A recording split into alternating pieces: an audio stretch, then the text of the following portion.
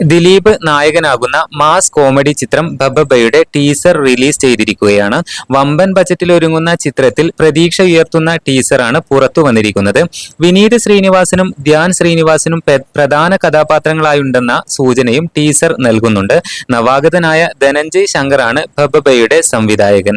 ശ്രീ ഗോകുലം മൂവീസിന്റെ ബാനറിൽ ഗോകുലം ഗോപാലൻ നിർമ്മിക്കുന്ന ഏറ്റവും പുതിയ ചിത്രമാണ് ബബ്ബ. ഭയം, ഭക്തി, ബഹുമാനം എന്നാണ്.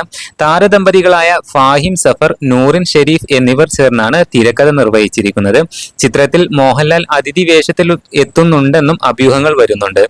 സിദ്ധാർത്ഥ് ഭരതൻ, ബൈജു സന്തോഷ്, ബാലു വർഗീസ്, അശോകൻ, ജി സുരേഷ് കുമാർ, നോബി, സെന്തിൽ കൃഷ്ണ, റെഡിൻ കിങ്സ്ലി, ഷിൻസ്, ശരണ്യ പൊൻവർണ്ണൻ, ധനശ്രീ, ലങ്കാലക്ഷ്മി, കൊറിയോഗ്രാഫർ സാൻഡി എന്നിവരും ഈ ചിത്രത്തിൽ വേഷമിടുന്നുണ്ട്. പുതിയ അപ്ഡേറ്റുകൾക്കായി കാത്തിരിക്കാം.